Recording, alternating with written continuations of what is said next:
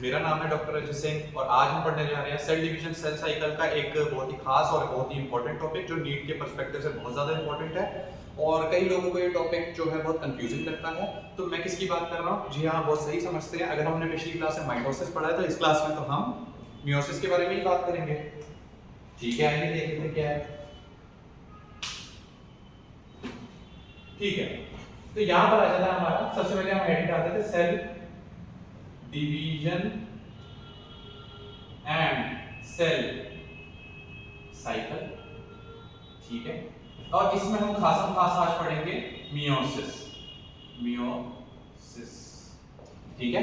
तो मियोसिस को हम समझ लेते हैं। इससे पहले हमने माइटोसिस पढ़ा था, तो मैं आपको समझा देता हूं माइटोसिस मोटा मोटा क्या था। देखो, माइटोसिस के अंदर जो हमारी बॉडी के 2n सेल होते थे वो n2n बन जाते थे। देखो, ये देखो 2n। इससे जाहिर सी पता लग रहा है कि एक सेल जो है असलियत में 2 सेल बना रही है और वो भी अपने जैसे आइडेंटिकल। तो जो प्रोजेनी सेल है वो असलियत में आइडेंटिकल है पेरेंटल सेल से। तो इसका मतलब ये है कि कहीं हमारे अंदर जख्म चोट लग जाती है। जैसे मैं आपको बताऊं, ये चोट लग गई है, ये हाथ, ये देखो, ये हाथ पे की चोट लग गई है। यहाँ पर जो सेल्स प्रेजेंट होंगे वो माइटोटिक डिवीजन करेंगे। तो माइटोटिक डिवीजन से जो होगा, यहाँ बाउंड्री पर ये जो सेल है डिवाइड करने लगेंगे और धीरे धीरे धीरे धीरे धीरे धीरे करके इस तार के ऊपर स्किन फॉर्म कर देंगे ना। तो इसीलिए हमें माइटोसिस की जरूरत है। क्यों? क्योंकि रिपेयर में काम आता है और यही इसका सिग्निफिकेंस हमने पढ़ा था। लेकिन हम आज पढ़ेंगे मियोसिस के बारे में। तो जरा सा मियोसिस हम जान लेते हैं, मियोसिस क्या होता है। तो देखो क्या होता है मियोसिस। उम्मीद करता हूं बाहर से आपको दिख रहा होगा। यहाँ पर जो हमारी 2n सेल होती है असलियत में, वो जाके डिवाइड होती है और n में कन्वर्ट हो जाती है। कई लोग कहेंगे सर प्लॉइडी जो है, प्लॉइडी के बारे में मैं आपको बता चुका हूं, number of set of chromosome बोलते हैं। तो जो 2n से था वो 2n हुआ, लेकिन यहाँ पे 2n से n हो गया। सर n की जरूरत क्या है? देखिए क्या होता है, माइटोसिस की अपनी एक खास बात है। जहां पर हम मियोसिस को असलियत में बोल रहे थे कि भाई ये तो असलियत में इक्वेशनल डिवीजन है, इक्वेशनल डिवीजन, ठीक है। लेकिन मियोसिस जो है हमारा, मियोसिस जो है वो असलियत में हमारा वो कहलाता है रिडक्शनल डिवीजन। रिडक्शनल डिवीजन, तो रिडक्शनल डिवीजन कहलाता है। तो रिडक्शन क्या हुआ? भाई प्लॉइडी का रिडक्शन हुआ, देखो अब आधी हो गई, ठीक है। तो मियोसिस डिवीजन काम कहाँ आता है? भाई ये तो रिपेयर में काम आ गया, लेकिन ये काम आता है गैमेट फॉर्मेशन में। देखो ह्यूमन बॉडी होती है असलियत में हमारी जो ह्यूमन बॉडी होती है वो 2n प्लॉइडी की होती है। मैं जरा आपको थोड़ा बोर्ड पे अच्छे से समझाने की कोशिश करता हूं, तो ध्यान से देखिए, ठीक है। देखिए इधर, जैसे अगर हम मियोसिस की बात करें, ये एक बंदा है, इस बंदे का नाम हमने लिख दिया है चिंटू। चिंटू बहुत खुश है आज। क्यों? क्योंकि आज इसे अजय सर असलियत में मियोसिस पढ़ा रहे हैं, जो कि एक बहुत ही टफ चैप्टर है लोगों के लिए, ठीक है। चलो कोई दिक्कत नहीं है। पे चिंटू की बॉडी के अंदर जितने भी सेल है वो सारे 2n प्लॉइडी के हैं, ठीक है। लेकिन अब चिंटू की हो जाती है शादी, और शादी के बाद में वो करता है कि भाई बच्चा होना चाहिए ऐसे करके, तो ठीक है, अब गैमेट प्रोड्यूस करेगा। अगर हम ह्यूमन की बात करें कि वो 2n प्लॉइडी का होता है, तो इसको दूसरा ह्यूमन प्रोड्यूस करने के लिए भी 2n प्लॉइडी चाहिए होगी। लेकिन मियोसिस के अंदर क्या होता है? मियोसिस जैसे अगर हम देखें, इसकी शादी फीमेल से हो जाती है, तो फीमेल हम यहाँ लिख देते हैं फीमेल, ठीक है, और यहाँ हम लिख देते हैं मेल, ठीक है। अब यहाँ लिख देते हैं हम गैमेट प्रोडक्शन, यहाँ लिख देता हूं मैं गैमेट फॉर्मेशन। तो गैमेट फॉर्मेशन, ठीक है। देखते हैं क्या कहना चाहते हैं। तो अब ध्यान से देखें आप, फीमेल के अंदर उसकी असलियत में oocyte, oogonia, उसी तरह मेल के अंदर होता है हमारा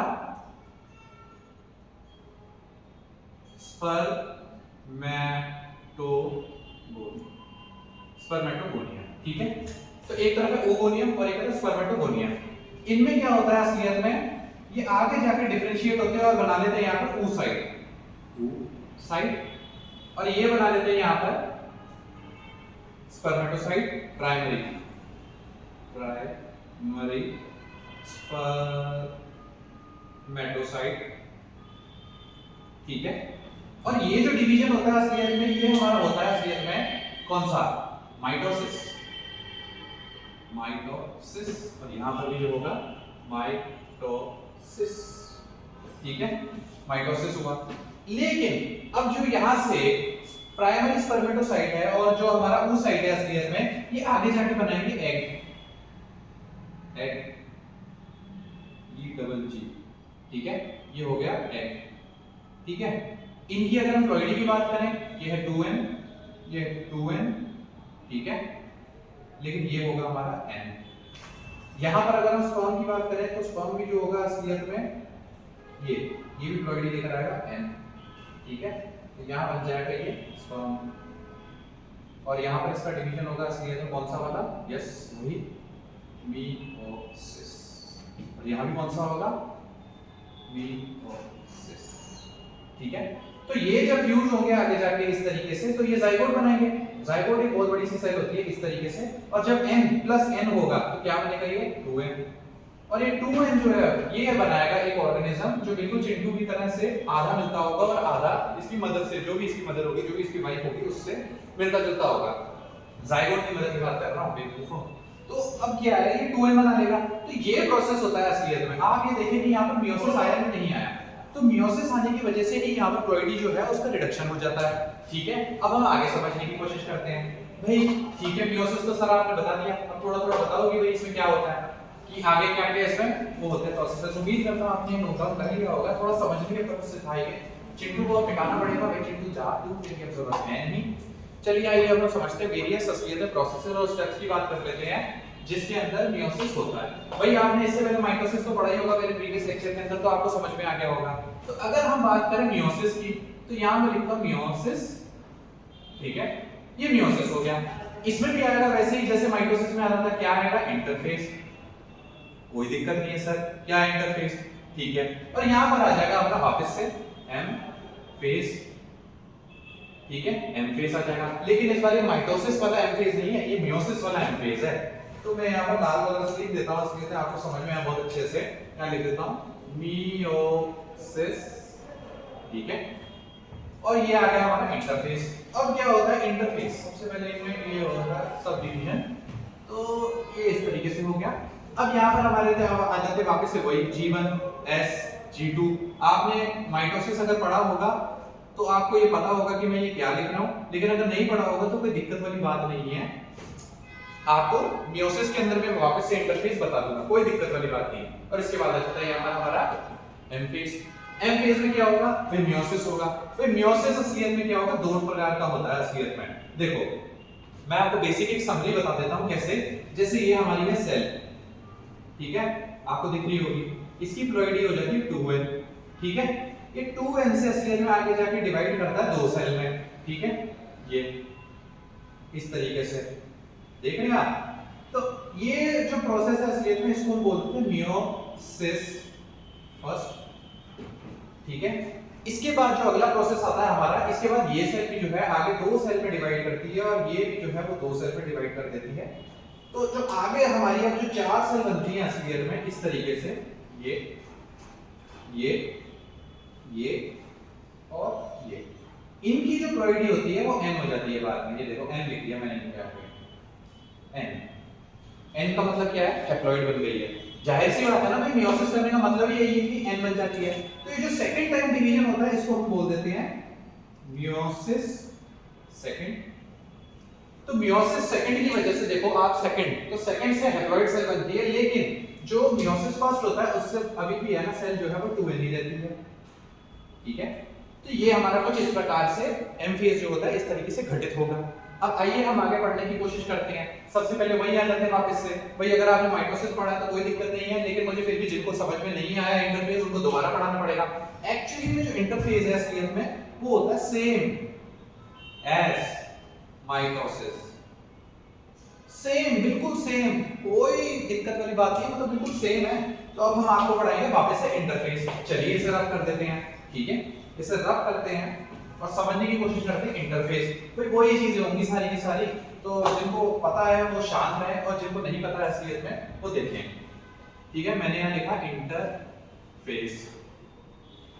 इंटरफेस के अंदर कुछ नहीं होता है, जो सेल होती है असलियत में वो G1s G2 के अंदर डिवाइडेड रहती है। और इस तरीके से हमारी जो सेल की साइकिल होती है असलियत में इस तरीके से देखें, अगर ये है G1s और ये होता है अपना G2, तो ये जो सारा फेज है हमारा ये इंटरफेस कहलाता है। ठीक है, 95% ऑफ द टाइम जो सेल होती है असलियत में वो इसी फेज में होती है, और यहाँ हमारा आ जाता है मियोसिस।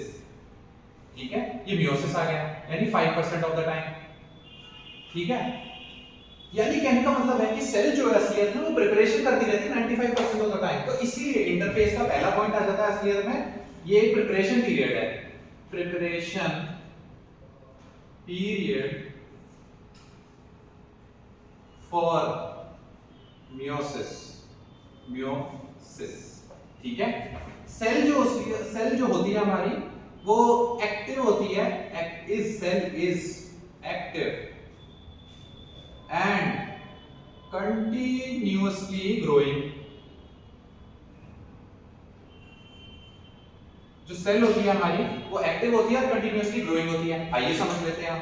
देखो, अगर मैं आपको ये सेल बताता हूं इस तरीके से, ये अपने जीवन में है, जीवन को गैप वन फेज भी बोलते हैं। आगे ये जाती है G में, ये थोड़ी सेल और बड़ी हो गई है। ठीक है, और ये सेल उसके बाद में आती है S और उसके बाद आती है G2 कर दिया।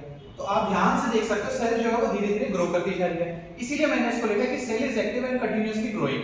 एक्टिव मतलब मेटाबॉलिकली एक्टिव है, मतलब मेटाबॉलिज्म तो होगा। अब आप ध्यान से देखो, यहाँ पर जो साइटोप्लाज्म है वो बढ़ता जा रहा है, लेकिन जो न्यूक्लियस है वो सेम है। तो देखो यहाँ पर वापस से, अगर हम न्यूक्लियस टू साइटोप्लाज्म रेशियो की अगर बात करें तो साइटोप्लाज्म आपका बढ़ रहा है। तो अगर आपका बढ़ रहा है साइटोप्लाज्म, यानी डिनोमिनेटर अगर आपका बढ़ता है तो आपका रेशियो घटेगा।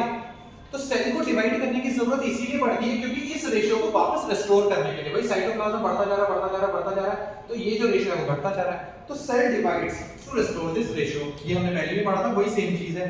तो सेल डिवाइड टू रिस्टोर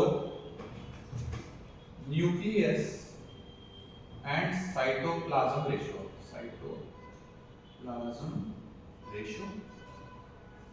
ठीक है, तो इसीलिए ये हो गया आपका G1S G2। गैप वन बोलते हैं हम इसको, दूसरी अगर भाषा में बोले तो गैप वन। S को सिंथेसिस फेज बोलते हैं, इसी के नीचे लिख देता हूं सिंथेसिस फेज, और उसके बाद आ जाता है इसको बोल देते हैं हम गैप टू। ये पुरानी क्लास में पढ़ चुके हैं, मैंने कुछ नहीं किया, मैंने बस वही सारा रिपीट करके रख दिया है। अब हम धीरे धीरे करके एक एक स्टेज को वापस से समझने की कोशिश करेंगे। तो सबसे पहले हमारा आ जाता है, ये आपने लिख लिया होगा उम्मीद करता हूं। तो इसके बाद हम करेंगे हम जीवन।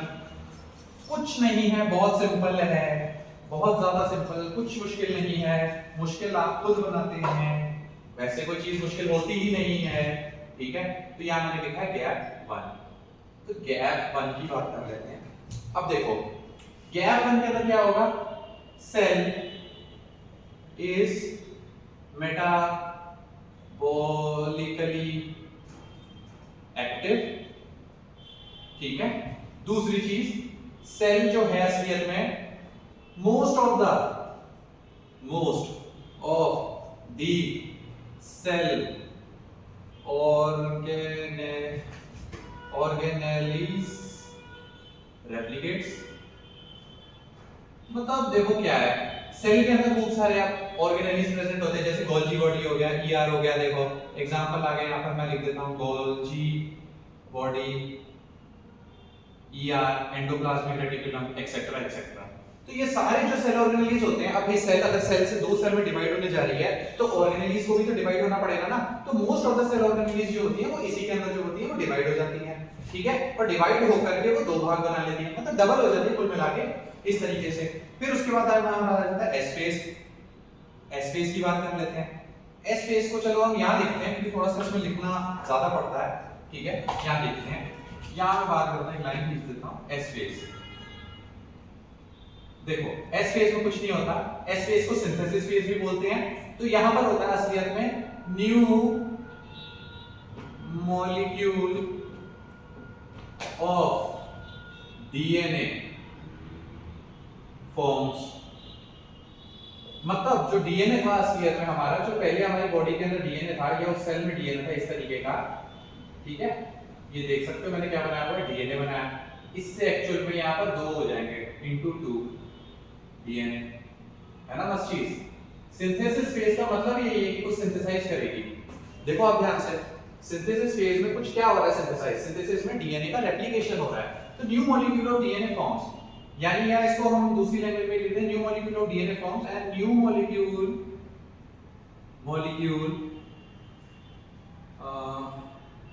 Molecule of DNA is not distinct.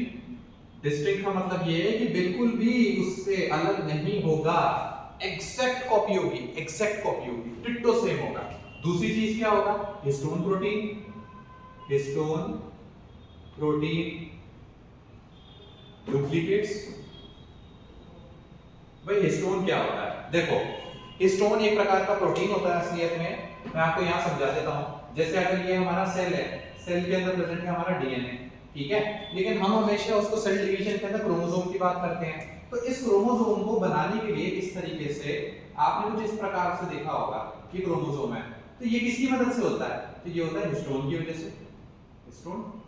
Histone क्या करता है, हिस्टोन इसकी वाइंडिंग कर देता है। जो डीएनए है एक्चुअली अगर हिस्टोन प्रोटीन निकाल दिया जाए तो डीएनए की जो लेंथ है वो 2.2 मीटर आती है असलियत में। तो जो 2.2 मीटर है असलियत में वो हिस्टोन को की वजह से क्रोमोसोम में कन्वर्ट होता है। तो अब अगर डीएनए डबल हो रहा है तो क्रोमोसोम के हिसाब से तो प्रोटीन को भी डबल होना जरूरी है। तो बस वही चीज है, हिस्टोन प्रोटीन डबल हो गया, फिर यहां पर और क्या हो जाता है हमारा डबल, सेंट्रियोल डुप्लीकेट्स। सेंट्रियोल क्या होता है भाई, देखो सेंट्रियोल ये यहां पर मैं बता देता हूं आपको, ये चीज असलियत में है ना साइटोप्लाज्म में प्रेजेंट रहती है। मैं कई बार इसको बताऊंगा, ठीक है, इसको एस्टर भी बोलते हैं, एस्टर। और ये असलियत में होती है, इसकी खास बात है, मैं यहाँ इसके नीचे लिख देता हूँ ब्लू कलर के पेन से, ये है एक नॉट मेम्ब्रेन बाउंड ऑर्गेनेली, ठीक है, नॉट मेम्ब्रेन बाउंड ऑर्गेनेली होता है, ठीक है, और it is present in cytoplasm, ठीक है, साइटोप्लाज्म ये प्रेजेंट होता है। तो ये हमारा हो गया space new molecule of DNA form, मतलब डीएनए का डुप्लीकेशन हो गया। जो नया मॉलिक्यूल होगा वो बिल्कुल भी अलग नहीं होगा, हिस्टोन प्रोटीन डुप्लीकेशन होगा, सेंट्रियोल जो है वो भी डुप्लीकेट हो जाएगा, ठीक है। अब हम बात कर लेते हैं G2 की। G2 के अंदर क्या होगा, देखिए मैं यहां पर लिखता हूं G2 गैप 2। G2 के अंदर होगा और प्रोटीन का सिंथेसिस होगा, protein synthesis occur which are required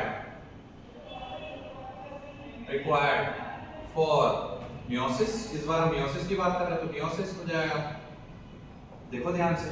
तो प्रोटीन सिंथेसिस अगर which are required for meiosis, ठीक है भाई, कोई दिक्कत नहीं है। और अदर ऑर्गेनेलीज, ठीक है, मैं इसको लिख देता हूं अदर ऑर्गेनेलीज, भाई अदर ऑर्गेनेलीज डुप्लीकेट्स कौन से रह गए हैं भाई, mitochondria, which energy powerhouse of the cell बोलते हैं ना उसे हम, तो माइटोकॉन्ड्रिया। अगर प्लांट सेल है तो क्लोरोप्लास्ट, ठीक है, एक्सेट्रा, ठीक है। तो कहने का मतलब क्या है कि आप देखो जो सेल ऑर्गेनेलीज हैं असलियत में वो माइटोकॉन्ड्रिया, क्लोरोप्लास्ट वगैरह जो होती हैं ये जी गैप 2 के अंदर जो है होने लग जाती है डुप्लीकेट। तो ये हमारा हो गया गैप 2 कंप्लीट हो गया, एस फेज कंप्लीट हो गया। अब एम फेज की बारी है भाई। एम फेज से तो सबको डर लगता है, क्यों, क्योंकि मियोसिस है। कई लोग तो नीट पढ़ाई करना छोड़ देते हैं इस चक्कर में मजाक कर रहा हूं। एक्चुअल में क्या है, जो सबसे इंपॉर्टेंट चीज है असलियत में वो एम फेज की होती है, चाहे वो माइटोसिस हो चाहे वो मियोसिस हो, बस वही समझने वाली बात होती है। देखो यहां देखो आप एम फेज के अंदर क्या होता है भाई, एम फेज की असलियत में यहां पर लिख देते हैं हम सीक्वेंस ऑफ प्रोसेसेस अकर। तो सीक्वेंस ऑफ प्रोसेसेस जो है अकर इन विच in which meiosis first and meiosis second happens, ठीक है, happens, but DNA replication only occur in only one time, but in S phase. तो यहां मैं लिख देता हूं DNA replication only occur single time in S phase, ठीक है। कहने का मतलब क्या है कि एक सीक्वेंशियल प्रोसेस है असलियत में जिसके अंदर मियोसिस फर्स्ट और मियोसिस सेकंड होता है, और डीएनए का रेप्लिकेशन होता है मियोसिस के अंदर केवल एक ही बार, जो अभी हमने पढ़ा था इंटरफेस के अंदर जो एस फेज आएगा, एस फेज के अंदर एक ही बार हमारा जो डीएनए का रेप्लिकेशन हो गया था, बस वही ही होगा। इसके बाद और कोई डीएनए रेप्लिकेशन की हम पूरे मियोसिस में बात नहीं करेंगे, ठीक है। अगला पॉइंट क्या आ जाता है भाई, अगला पॉइंट ये आ जाता है अगर डीएनए रेप्लिकेशन हो गया सर, कोई दिक्कत वाली बात नहीं है, अब मियोसिस फर्स्ट हो गया, मियोसिस सेकंड हो गया, तो यहां आता है stage between meiosis first and meiosis second क्या आता है, इसको हम बोल देते हैं इंटरफेज, नहीं इंटरकाइनेसिस, ठीक है। इंटरकाइनेसिस जो है असलियत में वो स्टेज है असलियत में जो मियोसिस फर्स्ट और मियोसिस सेकंड के बीच में आती है, ठीक है। आगे हम समझने की कोशिश करते हैं भाई क्या क्या आएंगे असलियत में। तो देखो क्या है, अगर मैं यहाँ लिखूं मियोसिस फर्स्ट की बात करूं और यहाँ पर अगर मैं मियोसिस सेकंड की बात करूं, तो आपको यहाँ देखने को क्या क्या मिलेगा, देखते हैं। यहाँ आएगा आपका prophase first, metaphase first, anaphase first और टीलोफेज फर्स्ट। वही मियोसिस फर्स्ट है तो वही प्रोफेज, मेटाफेज, एनाफेज, टीलोफेज आएगा इसके अंदर, और इसी के बाद में यहाँ पर आ जाएगा आपका वापस से वही, ध्यान से देखिएगा, prophase second, metaphase second, anaphase second, और उसके बाद में आ जाएगा हमारा टीलोफेज सेकंड। देखो वही चार स्टेज है, बार बार रिपीट हो रही है। मियोसिस सेकंड के अंदर प्रोफेज, मेटाफेज, एनाफेज, टीलोफेज, वहां पर भी बस सेकंड और फर्स्ट का फर्क है, ज्यादा कोई खास फर्क है भी नहीं। तो आगे हम बात करते हैं इसके अंदर, ये तो सीक्वेंशियल प्रोसेस हो गया, मियोसिस फर्स्ट पहले होगा और उसके बाद मियोसिस सेकंड होगा। मैंने आपको ये चीज समरी में पहले ही समझा दी थी, अब मैं आपको इसके बारे में बताऊंगा।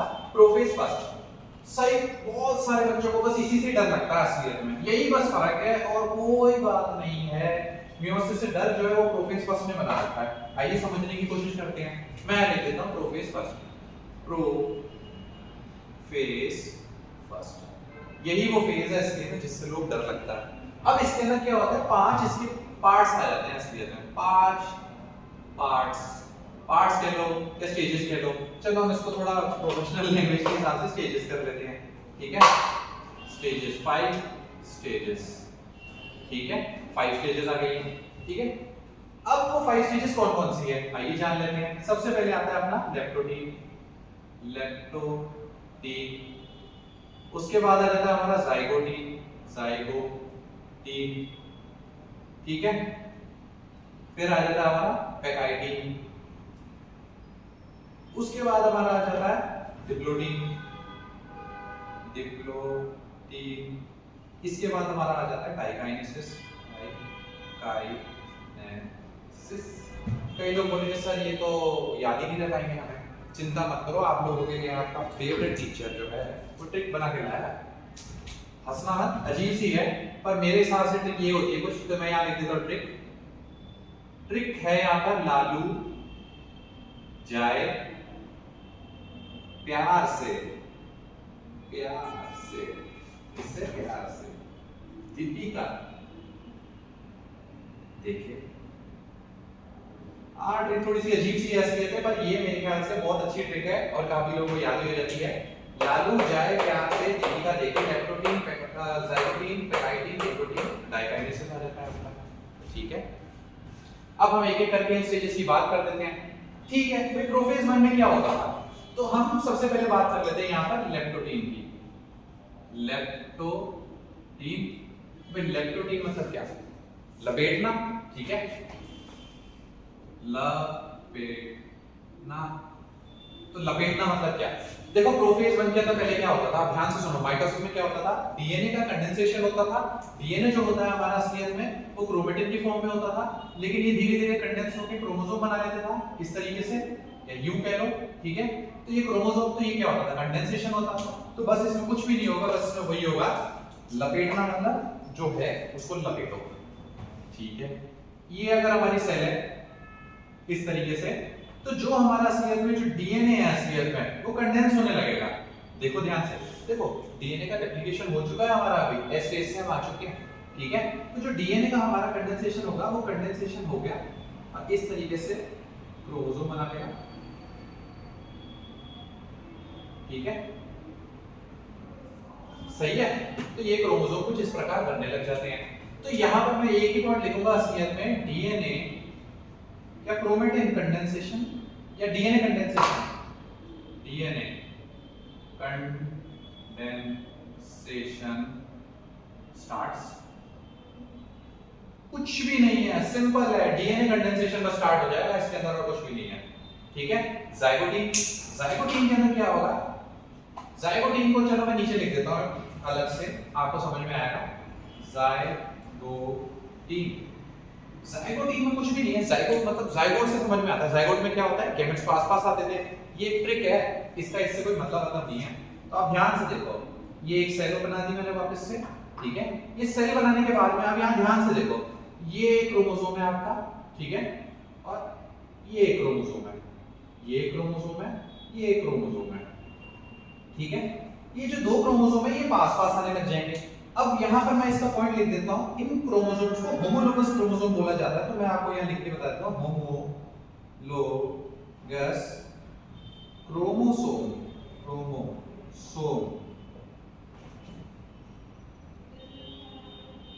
क्रोमोसोम जो है वो पास पास आ जाते हैं।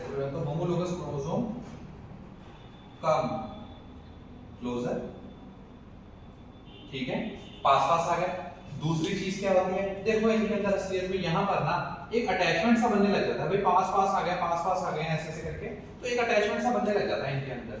मैं आपको थोड़ी आपकी समझ के लिए ना इन क्रोमोसोम्स का कलर थोड़ा सा चेंज कर देता हूँ, वरना आपको ये चीज क्या समझ में नहीं आएगी। ठीक है, इस तरीके से ये जो क्रोमोसोम है असलियत में इनका कलर मैं आपकी अंडरस्टैंडिंग के लिए चेंज कर रहा हूँ, मुझे तो सब पता है वैसे। इसको एक को बना देता हूँ मैं ब्लू, एक को बना देता हूँ मैं रेड, इस तरीके से।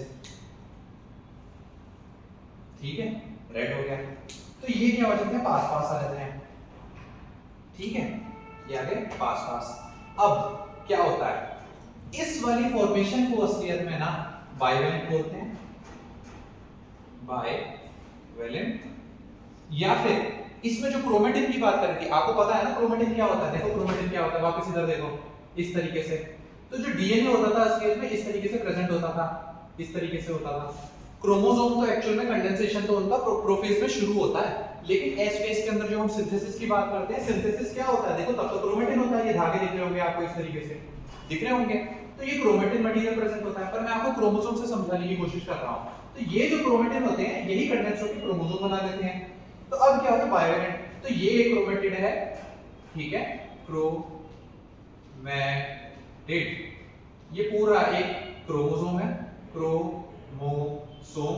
ठीक है, और ये जो है असलियत में आपस में कहलाते हैं, ये और ये सिस्टर क्रोमेटिड कहलाते हैं, सिस्टर क्रोमेटिड। ये अंडरस्टैंड हो गया आपको, बहुत अच्छे से समझ में आ गया होगा। तो इसको बाइवेलेंट बोलते हैं। ठीक है, और ये आपस में नॉन सिस्टर क्रोमेटिड है, ये ब्लू वाला और ये रेड वाला, लेकिन ये आपस में असलियत में सिस्टर क्रोमेटिड है, ये दोनों इस तरीके से। तो ये तो सिस्टर हो गए, ठीक है, और जो रेड वाला और ब्लू वाला है वैसे ये जो है ये असलियत में नॉन सिस्टर क्रोमेटिड हो गए। तो इनको बोल देते हैं हम नॉन सिस्टर क्रोमेटिड, भाई बहनें थोड़ी ना। ठीक है, तो एक चीज और, यहां पर आप देखो ध्यान से, यहाँ एक क्रोमेटिड है, दो क्रोमेटिड है, 3 क्रोमेटिड है, 4 क्रोमेटिड है। तो इसको हम बाइवेलेंट के साथ साथ टेट्राड भी बोल देते हैं। टेट्राड। टर्मिनोलॉजी समझने में जा क्या रहा है, ठीक है।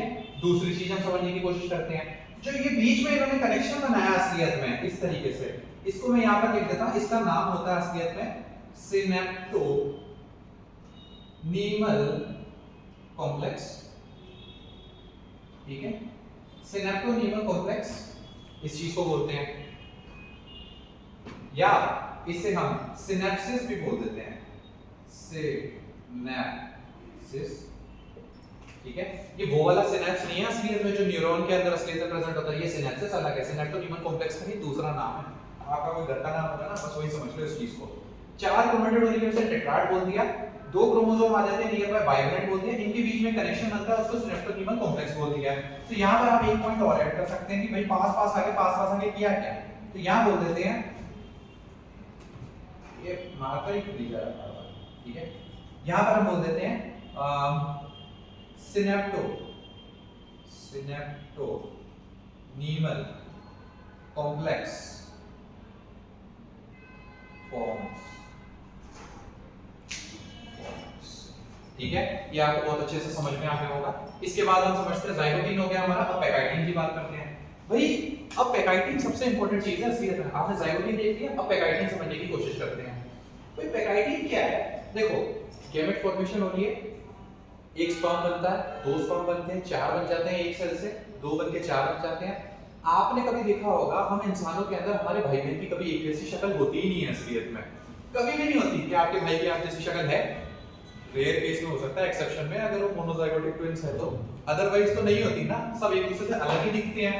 तो क्यों दिखते हैं अलग, सबकी शक्लें एक जैसी क्यों नहीं है, भाई भाई क्यों नहीं एक जैसे दिखते, भाई वो इसीलिए नहीं दिखते क्योंकि उसका जवाब है असलियत में रिकॉम्बिनेशन। अब सर ये बताओ रिकॉम्बिनेशन क्या है, तो सबसे पहले हमें पेकाइटिन को समझना पड़ेगा, पेकाइटिन, और यहाँ एक हम सेल बना लेते हैं अंडरस्टैंडिंग के लिए, ये बड़ी सी सेल बना ली, ये इसका हमने न्यूक्लियस बना लिया, ठीक है। दूसरी चीज, अरे हाँ मैं बताना भूल गया, ये अभी प्रोफेज का ही पार्ट चल रहा है, प्रोफेज 1 का। तो जो माइटोसिस में मैंने बताया था कि न्यूक्लियर मेम्ब्रेन जो है वो डिसअपीयर होने लग जाती है, पर वो हम बाद में बताएंगे।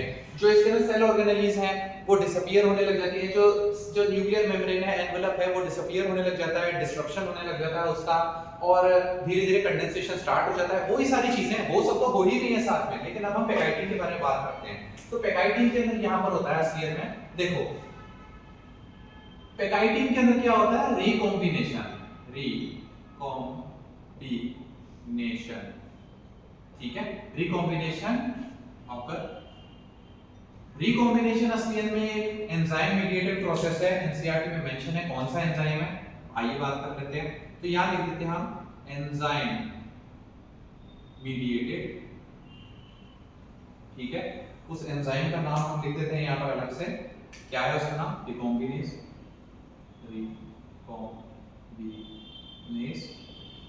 हो जाता है, ठीक है। अब रिकॉम्बिनेशन हो रहा है यहाँ पर, दूसरी चीज क्या हो रही है भाई, देखो इससे पहले क्या हो रहा था, हमारे जो क्रोमोसोम थे असलियत में वो पास पास आ रहे थे, ठीक है, ऐसे ऐसे, ब्लू वाला आ रहा था इधर, ठीक है, इस तरीके से। इसके बाद ये था रेड वाला, ठीक है, ये पास आ रहे थे, इनके बीच में सिनेप्टोनीमल कॉम्प्लेक्स बना हुआ था, ठीक है। इस सिनेप्टोनीमल कॉम्प्लेक्स से इसको जोड़ देते हैं अपन, ठीक है। सिनेप्टोनीमल कॉम्प्लेक्स बन रहा था इस तरीके से। तो ये अब क्या हो रहा है, रिकॉम्बिनेशन हो रहा है असलियत में, ये पास पास आते जा रहे हैं असलियत में, ठीक है, पास पास आ रहे हैं, देखो आप ध्यान से देखो, आ रहे हैं ना पास पास इस तरीके से, तो रिकॉम्बिनेशन हो रहा है। अब पास पास आने से इनका फायदा क्या है भाई साहब, क्या बताया हमें समझ में नहीं आ रहा क्या बोल रहे हो। देखो ये जो पास पास आने लग जाते हैं ना, तो जो रेड वाला क्रोमोसोम है इसका कुछ पार्ट जो है वो ब्लू में चला जाता है, ब्लू वाले का कुछ इसमें चला जाता है। तो आइए हम इसमें मार्क कर देते हैं, इसमें मैं ब्लू वाला ये मार्क कर देता हूं, ठीक है। इसी को ही रिकॉम्बिनेशन बोला जाता है, ठीक है। और जो रेड वाले का पार्ट है असलियत में वो कुछ ब्लू में चला जाता है, ठीक है, समझ में आ रहा होगा आपको। ये पूरा असलियत में हार्मोन मीडिएटेड प्रोसेस है असलियत में, मैं इसकी बात नहीं कर रहा हूं, मैं सिर्फ इसकी बात कर रहा हूं। तो यहां पर असलियत में होता है जो नॉन सिस्टर क्रोमेटिड है, नॉन सिस्टर क्रोमेटिड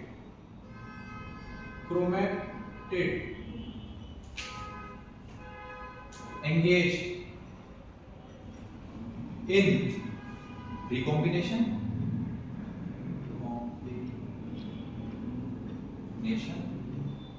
तो जो नॉन सिस्टर क्रोमेटिड है वही एंगेज हो रहे हैं इसके अंदर, देखो आप ध्यान से, ठीक है ना, सिर्फ नॉन सिस्टर ये इस तरीके से होने लग गए हैं, ठीक है। ये हो गया recombination, enzyme mediated recombination enzyme है, नॉन सिस्टर क्रोमेटिड होते हैं, एंगेज होते हैं, इस तरीके से हमें देखने को मिलता है असलियत में, ठीक है। इसके बाद आ जाता है हमारा और दूसरी चीज, और अब क्या होता है, ये पास आ रहे हैं, ठीक है, पास आ रहे हैं, ये पास आते आते असलियत में ना यहाँ पर देखो रिकॉम्बिनेशन तो हो रहा है, तो अगले स्टेज के अंदर क्या होगा, डिप्लोटीन के अंदर असलियत में, तो डिप्लोटीन में ये ज्यादा पास आ जाएंगे असलियत में, ठीक है, इस तरीके से,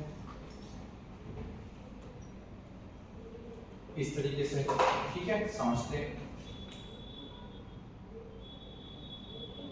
डिप्लोटीन, अब क्या हुआ है, क्रोमोसोम जो है असलियत में ना वो इतने पास आ गए हैं ना कि पास आते आते उन्होंने क्रॉस सा बना लिया असलियत में, इस तरीके से देखते हैं, थोड़ा सा क्रोमोसोम बड़ा हो गया, पर आपकी अंडरस्टैंडिंग के लिए मैं इसको इस तरीके से बना रहा हूं, ये और क्या हो चुका था इसके अंदर, वही जो ब्लू वाला था उसके अंदर तो रेड का पार्ट आ चुका था, इस तरीके से हमने पहले ही देख लिया था, क्योंकि रिकॉम्बिनेशन ने कर दिया ना ये, तो अब हम पढ़ते हैं इसके अंदर ये जो है अपना क्या नाम है, रेड वाले के अंदर ब्लू वाले का पार्ट आ गया था, ये इस तरीके से दिख रहा होगा आपको समझ में। ये जो एक्स शेप स्ट्रक्चर है असलियत में, ये देखो एक्स शेप स्ट्रक्चर है, इसी चीज को कियासमेटा बोला गया है असलियत में। तो यहां पर पहला पॉइंट क्या आएगा, कियासमेटा, कियासमेटा अगर कैन बी सीन कर लेते हैं इसको, कियासमेटा देखने को मिलता है असलियत में, कियासमेटा कैन बी सी, ठीक है। इस क्रॉस जैसे स्ट्रक्चर को ही कियासमेटा बोला गया है, इस तरीके से कियासमेटा। अब क्या हो रहा है असलियत में, यहां पर कियासमेटा बन चुका है, क्रॉस हो रहा है यहां पर, इसको कियासमेटा बोला है, इस चीज को भी कियासमेटा ही बोला गया, कोई अलग नहीं है, ये देखो इसको मैंने ऐसे लिख दिया, ठीक है। अब क्या हो रहा है, ये क्रोमोसोम इतना पास आ चुके हैं कि ये दूर होने की कोशिश करेंगे, क्योंकि भाई जो होना था वो हुआ गया असलियत में, आपस में पास पास आ गए, क्रॉसिंग ओवर हो गई है, और अब क्रॉसिंग ओवर होने के बाद में अब ये दूर जाने की कोशिश करेंगे, तो दूर जाने की कोशिश कर रहे हैं इस तरीके से ऐसे करके। तो यहाँ पर जो इनके बीच में सिनेप्टोनीमल कॉम्प्लेक्स बना हुआ था असलियत में, इस तरीके से आप देखो, तो ये जो सिनेप्टोनीमल कॉम्प्लेक्स था असलियत में, इसका डिसोल्यूशन शुरू हो जाएगा, ठीक है। तो यहाँ मैं लिख देता हूँ असलियत में, जो सिनेप्टोनीमल कॉम्प्लेक्स starts to degenerate, तो सिनेप्टोनीमल कॉम्प्लेक्स जो इनके बीच में था, क्योंकि अभी दूर चलने की कोशिश कर रहा है, तो ये होने लग जाएगा डीजेनरेट इस तरीके से, ठीक है, ठीक है। अब ये दूर जाना चाहते हैं, कोई दिक्कत नहीं है, तो दूर जाना चाहते हैं, तो ये तो हमारा हो गया डिप्लोटीन हो गया असलियत में, और यहाँ पर कियासमेटा हो गया असलियत में, ठीक है। दूसरी चीज, अब डायकाइनेसिस की बात कर लेते हैं, ये आप उम्मीद करता हूं आपने लिख लिया होगा, तो मैं इसको रब कर देता हूं, बहुत आसान है, ज्यादा कुछ मुश्किल है नहीं वैसे तो, ठीक है।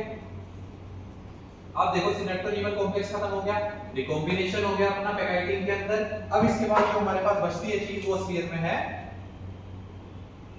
डायकाइनेसिस, इस तरीके से, ठीक है।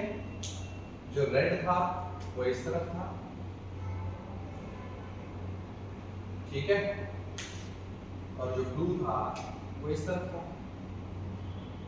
देखो अलग हो गया ना, ठीक है। जो ब्लू था उसका कुछ पार्ट रेड वाले में चला गया इस तरीके से, ठीक है। जो एक्स शेप स्ट्रक्चर थी वो अब आप देख रहे हैं धीरे धीरे खत्म हो गया, बस यही इसका फीचर है असलियत में, ऐसे।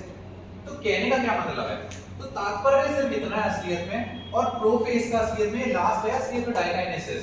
तो यहाँ पर जो होगा हमारा एस्टर यानी सेंट्रियोल की अगर हम बात कर लें, इस तरीके से आप ये देख सकते हैं एस्टर, ठीक है, ये एस्टर भी जो होते हैं असलियत में, ये मैंने आपको बताया था, या सेंट्रियोल, ये एस फेज में भी डुप्लीकेट हो चुके होते हैं, अब आएगी इसके बाद मेटा फेज, तो ये अलग अलग हो जाएंगे और अपोजिट पोल पे जाने लग जाएंगे, इस तरीके से यू जाएंगे, ठीक है, इस तरीके से ये अपोजिट पोल पर जाएंगे, ये इस पोल पर जाएगा और ये इस पोल पर जाएगा, अलग अलग पोल्स पर ये जाने लग जाएंगे इस तरीके से, ठीक है। तो अब आ जाता है हमारा अगला फेज आ जाता है जिसका नाम है डायकाइनेसिस। डायकाइनेसिस। तो डायकाइनेसिस में क्या होता है? सबसे पहली चीज होता है नॉन सिस्टर क्रोमेटिड जो होते हैं वो सेपरेट हो जाते हैं। नॉन सिस्टर क्रोमेटिड सेपरेट्स, ठीक है। दूसरी चीज terminalization of chiasmata. Terminalization of chiasmata, chiasmata, ठीक है। और दूसरी चीज ये होता है जो सेंट्रियोल होते हैं असलियत में, centriole move towards opposite poles. अलग अलग पोल्स पे असलियत में सेंट्रियोल जाएंगे। अगर आपने माइटोसिस पढ़ा तो आपको पता है कि सेंट्रियोल का काम क्या है असलियत में। तो यहाँ पर हमारा जो डायकाइनेसिस है वो खत्म हो जाता है ये 3 पॉइंट के साथ में। नॉन सिस्टर क्रोमेटिड जो है वो सेपरेट होने लग गए हैं। दूसरी चीज टर्मिनलाइजेशन ऑफ कियास मेटा। सिनेप्टोनीमन कॉम्प्लेक्स इससे पहले वाली कौन सी थी? खत्म हो गया था डिप्लोटीन में, और उसके बाद का यहाँ पर कियास मेटा खत्म हो जाता है और अब ये धीरे धीरे सेपरेट हो रहे हैं। इनके बीच में इनका कुछ पार्ट अब जो है वो अलग अलग हो चुका है, आपको समझ में आ ही गया होगा इस तरीके से, ठीक है। अब हम बात कर लेते हैं प्रोफेज के बाद में मेटाफेज फर्स्ट की। ठीक है भाई साहब, क्या दिक्कत है? मेटाफेज समझाओ हमें, कोई दिक्कत नहीं है। अब इतना अगर आपने समझ लिया तो आपको मेटाफेज पढ़ना कोई मुश्किल बात नहीं, क्योंकि सब कुछ वही है जो हम देख रहे थे आज से पहले। तो अगर हम बात करते हैं मेटाफेज फर्स्ट, फिर देखो मेटाफेज फर्स्ट में क्या होगा? अगर ये हमारी इस तरीके से सेल बना दूं मैं, ठीक है। मेटाफेज फर्स्ट के अंदर क्या होता है? कंप्लीट कंडेंसेशन हो चुका होता है, कंडेंसेशन हो चुका होता है, कंप्लीट हो चुका होता है, ठीक है। दूसरी चीज क्या होती है यहाँ पर? न्यूक्लियर जो हमारी न्यूक्लियर एनवेलप होती है वो पूरा डिसअपीयर हो जाता है। न्यूक्लियर एनवेलप डिसअपीयर, ठीक है, ये हो गया हमारा डिसअपीयर। दूसरी चीज क्या है? हमारे जो सेल ऑर्गेनेलीज थे, सेल ऑर्गेनेलीज डिसअपीयर। एक्चुअली में ये लेट प्रोफेज में ही खत्म हो चुका है, पर हमें देखने को क्या मिलेगा? तो वो भी हमें जो है वो डिसअपीयर हो जाते हैं असलियत में। तो ये भी हो गया भाई साहब, डिसअपीयर हो गया, कोई दिक्कत वाली बात नहीं है। तो अब देखने को क्या मिलेगा? वही भाई साहब जो आपने पहले देखा था। इधर देखो ध्यान से भाई, एक तो हो गया ये, एक हो गया आपका ये, ठीक है। दूसरा हो गया आपका एक रेड वाला, ठीक है, रेड वाला, ठीक है। और ये आ गया आपका इसमें ब्लू वाला आ गया, ठीक है, ब्लू वाला आ गया। इसके अंदर क्या हुआ? रेड वाले के अंदर ब्लू वाले का पार्ट आ गया था इस तरीके से, ऐसे, ठीक है। और जो रेड वाला आपका उसमें आपका ब्लू वाला पार्ट आ गया इस तरीके से, ठीक है। अब जो एस्टर हो गया असलियत में, इसको मैं ऐसे बना देता हूं, ठीक है, ये एस्टर होगा। ये यहां से असलियत में अपने स्पिंडल फाइबर से इनको पकड़ लेगा, मतलब इनके सेंट्रोमियर से पकड़ लेगा, ठीक है। सेंट्रोमियर में मैंने आपको इससे पहले बताया था जो स्ट्रक्चर होती है असलियत में काइनेटोकोर, ये जाके उससे अटैच होता है। तो मैं इसको नीले रंग से बना देता हूं। इस चीज को हम काइनेटोकोर बोल रहे हैं। मैं इसको माइटोसिस में बता चुका हूं, सेम वही हो रहा है और कुछ भी नया नहीं बताया मैंने आपको। ये को खींचेंगे। ये जो रेड वाली वायर है असलियत में एक स्पिंडल फाइबर है अपना, और ये हमारा जो है वो सेंट्रियोल है जो डुप्लीकेट हो चुके थे, और अभी इनको खींचने की कोशिश करेंगे। सिंपल, ठीक है।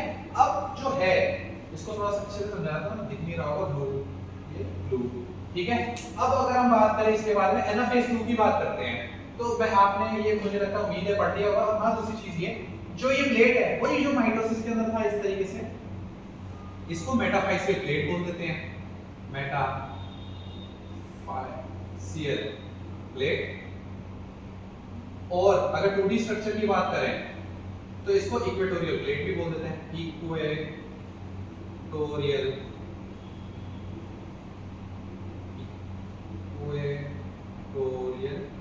प्लेट, ठीक है, इक्वेटोरियल प्लेट इस तरीके से मेटाफाइसियल प्लेट। मेटाफाइस की वही खास बात है, क्रोमोसोम की स्टडी के लिए सबसे अच्छा फेज माना जाता है असलियत में ये। चलिए अब इसको रब कर देते हैं। रब करने के बाद में अगर हम इसके बाद पढ़ें अब वही एनाफेज, एनाफेज में क्या होगा, क्रोमोसोम का जो सेपरेशन है वो हो जाएगा। तो यहाँ मैं लिख देता हूँ एनाफेज, एनाफेज फर्स्ट। एनाफेज के अंदर क्या होगा, अगर ये हमारी सेल है, ठीक है, तो जो हमारी सेल है वो इस तरीके से बनेगी, ठीक है, इस तरीके से, ठीक है। और अगर हम यहाँ बात करें इस तरीके से, ये दूसरा क्रोमोसोम जो था हमारा ब्लू कलर का था, इसका पार्ट कुछ था ब्लू, ध्यान से देखो क्रॉसिंग ओवर की वजह से, और इसका पार्ट जो था असलियत में वो था कुछ रेड। आपको समझ में आई क्या होगा, ठीक है। ये जा रहे थे पीछे पीछे चले जा रहे थे हमारे एस्टर द्वारा, ठीक है, ये इसको खींच रहे थे इस तरीके से, इधर भी ये जो है इसको खींच रहे हैं, ठीक है, खींच रहे हैं ये ऐसे करके। और ये जो है बीच में से सेल जो है वो डिवाइड हो जाएगी जैसा पहले होता था असलियत में, ठीक है। अब इस तरीके से डिवाइड हो रही है। अब एनाफेज में तो आपकी ये चीज हो गई है। अब अगर हम बात करें एनाफेज, एनाफेज के बाद आता है आपका टीलोफेज, ठीक है, मैं यहाँ लिख देता हूँ टीलोफेज फर्स्ट। टीलोफेज में क्या होगा, वही होगा जो पहले होता था, टीलोफेज सेम वही चीज होगी। अगर ये आपकी सेल है तो सेल के अंदर आपका क्या होगा, न्यूक्लियर जो एनवेलप है वो बनने लग जाएगा इस तरीके से, ठीक है। और इसको मैं थोड़ा सा यहाँ से रब कर दूं यूं करके, तो साइटोकाइनेसिस भी साथ ही होने लग जाएगा इसके इस तरीके से, देखो, ठीक है। और जो आपका एस्टर है वो एक एक तो आपके पहुंच ही गए थे यहाँ पर, ये, ठीक है। तो कुछ भी नहीं हो रहा टीलोफेज के अंदर, न्यूक्लियर एनवेलप स्टार्ट्स, फॉर्मेशन हो जाती है उसकी, और बिल्कुल प्रोफेज का उल्टा ही है। प्रोफेज 1 का जो उल्टा है वो टीलोफेज है। जो क्रोमेटिन है असलियत में आपका, क्रोमेटिन मटेरियल या क्रोमेटिन, अब ये क्रोमोसोम थे, अभी धीरे-धीरे डीकंडेंस होने लग जाएंगे, डीकंडेंस होंगे, ज्यादा नहीं होंगे। तो मैं आपको यहाँ पर मेंशन कर देता हूँ असलियत में कि देखो, न्यूक्लियर एनवेलप फॉर्मेशन जो है स्टार्ट हो जाती है, ठीक है। दूसरी चीज न्यूक्लियर एनवेलप फॉर्मेशन जो है वो स्टार्ट हो जाती है। दूसरी चीज यहाँ पर ये आती है कि जो क्रोमेटिन मतलब जो है क्रोमोसोम वो डीकंडेंस होने शुरू हो जाते हैं। क्रोमोसोम डीकंडेंस, देखो डीकंडेंस होते हैं लेकिन पार्शियल डीकंडेंसेशन होता है, क्यों, क्योंकि टीलोफेज 1 के बाद में मियोसिस सेकंड शुरू होगा, तो ये कंप्लीट जो है डीकंडेंसेशन शुरू नहीं होता है। तो क्रोमोसोम का जो है पार्शियल डीकंडेंसेशन होता है, कंडेंसेशन होता है, ठीक है। पार्शियल को मैंने अंडरलाइन किया, ध्यान से याद रखना इस चीज को, भूलने वाली बात नहीं है। अलग अलग एस्टर बोल चुके हैं। इसके बाद साइटोकाइनेसिस हो जाएगा आपका। साइटोकाइनेसिस होने के बाद में ये सेल जो है बीच में से डिवाइड हो जाएगी इस तरीके से, और ये दो सेल बन जाएंगी। तो जब ये बाद में दो सेल बनती हैं असलियत में इस प्रकार से, भाई ये हो गया है और ये हो गया है, तो ये जो दो सेल हैं असलियत में, इसको डायड भी बोलते हैं असलियत में, या टू सेल स्टेज बोलते हैं, या डायड बोल देते हैं। तो इसको बोल देता हूं मैं यहाँ टू सेल स्टेज या डायड, ठीक है। डायड मतलब दो सेल बन चुके हैं, ठीक है। इस तरीके से आगे होगा आपको बात समझ में। ये जो दो क्रोमोसोम थे असलियत में वो इस सेल में जा चुके हैं, और ये जो दो क्रोमोसोम थे वो इस सेल में जा चुके हैं। आ गई होगी आपको बात समझ में। अब मैं इसको रब कर देता हूँ, उम्मीद करता हूँ आपने ये सब लिख लिया होगा, ठीक है। तो मैंने आपको इससे पहले ये बताई थी बात कि मियोसिस फर्स्ट और मियोसिस सेकंड के बीच में असलियत में स्टेज होती है, ठीक है, उसको हम बोलते हैं इंटरकाइनेसिस। तो अभी मैं उसके बारे में भी आपको बताऊंगा, ठीक है। देखो ध्यान से, यहां मैं लिख देता हूं interkinesis, interkinesis stage between meiosis first and meiosis second, इन दोनों के बीच में जो स्टेज होती है इंटरकाइनेसिस होती है। इसमें असलियत में क्या होता है, पार्शियल असलियत में डीकंडेंसेशन ऑफ क्रोमोसोम होता है, ठीक है। लिख देता हूं इस चीज को भी, पार्शियल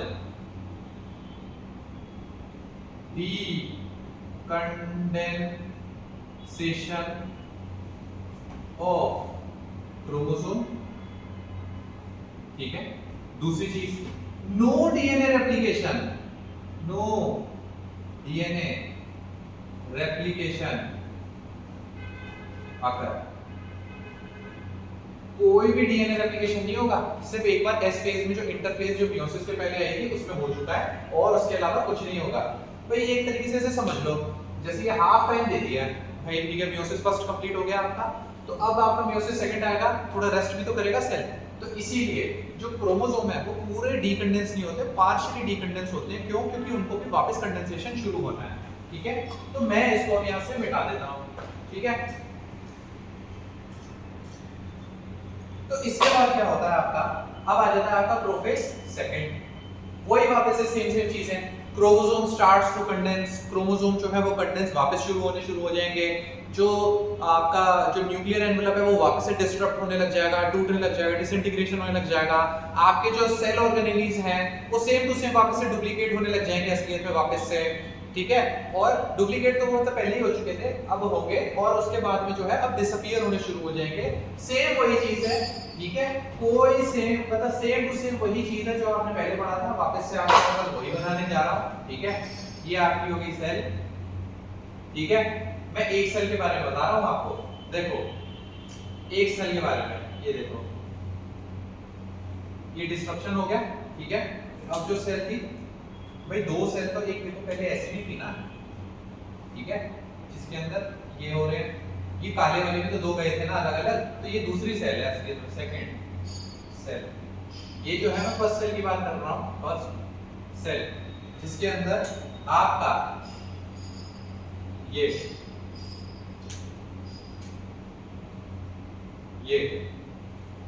और इसके अंदर कुछ पार्ट जो था वो रेड वाले का था, ठीक है, और ये ब्लू वाला हो गया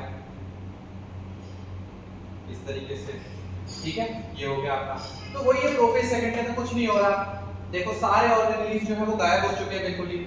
उसके बाद में क्या हो रहा है, जो न्यूक्लियर एनवेलप है उसका डिसइंटीग्रेशन हो रहा है, ठीक है, क्रोमोसोम का कंडेंसेशन जो है वो शुरू हो रहा है असलियत में, ठीक है, और कोई दिक्कत वाली बात ही नहीं है। इसके बाद क्या आएगा आपका, वापस से क्या आएगा, मेटाफेज आ जाएगा, मेटाफेज। तो मेटाफेज के अंदर क्या होगा, ये बात कर लेते हैं, क्या लिख देते हैं, मेटाफेज सेकंड। मेटाफेज के अंदर कुछ भी नहीं होगा, देखो देखो पिछले वाले मेटाफेज की अगर हम बात करें असलियत में ना, तो एक्चुअल में वो है ना डुप्लीकेट हुए थे असलियत में यू करके, ठीक है, यू मतलब एनाफेज की अगर हम बात करें तो एक्चुअल में ना ये अभी एक सेल के अंदर है, तो एक्चुअल में जो मैंने आपको सेकंड सेल बताई थी ना, सेकंड सेल, ठीक है, वो उसके अंदर ये सेट ऑफ क्रोमोसोम होगा, ये ठीक है, और ये होगा आपका इस तरीके से, एक में यही होगी, क्योंकि वही तो वाली बात है ना, तभी ये देखो, ठीक है, इस तरीके से, ठीक है। और इसमें क्या पार्ट था आपका, ब्लू वाला, देखो जब हमारा वो आया था, क्या नाम है, एनाफेज फर्स्ट आया था, तो एनाफेज फर्स्ट के अंदर असलियत में अगर ये आपकी सेल है ना, ये आपका एस्टर है, ठीक है, ये आपका एस्टर है, एक्चुअली क्या है, ये हेप्लॉइड डिप्लॉइड का चक्कर है, थोड़ा कंफ्यूजन हो जाता है, वापस देखो ध्यान से इस तरीके से, ठीक है, और ये हो गया, ठीक है, और यहाँ पर क्या आ गया आपका कौन सा सेल,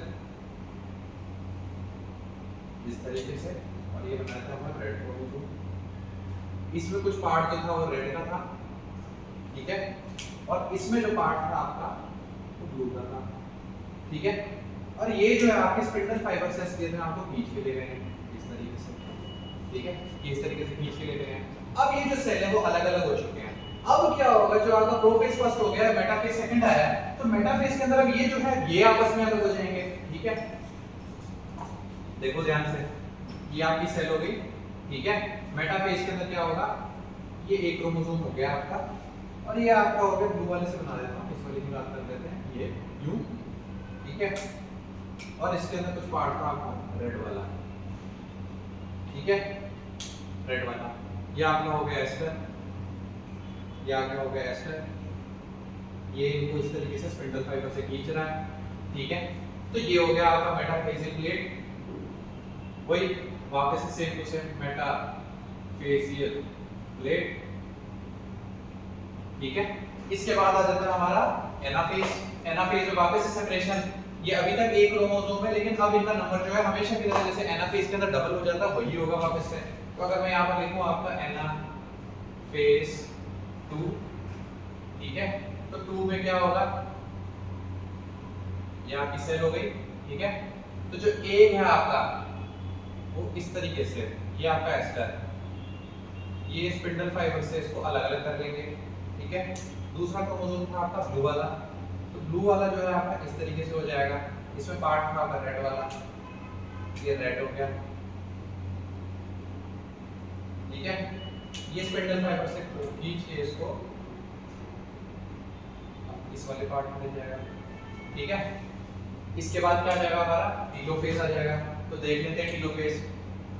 वही टीलोफेज में वापस से सेम टू सेम चीज है, बिल्कुल प्रोफेज का उल्टा है असलियत में। तो प्रोफेज में क्या होता था, डीकंडेंसेशन कंडेंसेशन होता था, अब यहाँ पर डीकंडेंसेशन होने लग जाएगा, न्यूक्लियर एनवेलप वापस आने लग जाएगा। इस तरीके से सेल जो है वो साइटोकाइनेसिस की तरफ जारी होगी। ये देखो कुछ इस तरीके से, ये हो गया इनका एस्टर, सेम टू सेम वही प्रोसेस, सेम टू सेम वही। ये न्यूक्लियर एनवेलप बन चुकी है, इनके अंदर ये जो क्रोमोसोम थे हमारे डिवाइड होकर के वो जा चुके हैं, ठीक है। और ये क्या हो रहा है बीच में से, ये देखो माइक्रोट्यूब्यूल और फिलामेंट के अरेंजमेंट की वजह से ये जो सेंट्रीपिटल फोर्स लगा रहा है असलियत में, इससे हमारा साइटोकाइनेसिस भी होने लग गया है अंदर की तरफ इस तरीके से, इस तरीके से। और इवेंचुअली जो है, इवेंचुअली इसके बाद, जस्ट इसके बाद हमारा जो साइटोकाइनेसिस हो जाएगा, ये सेल दो अलग अलग हो जाएंगी हमारी। तो आइए बात कर लेते हैं। तो ये हो जाती है हमारी सेल अलग।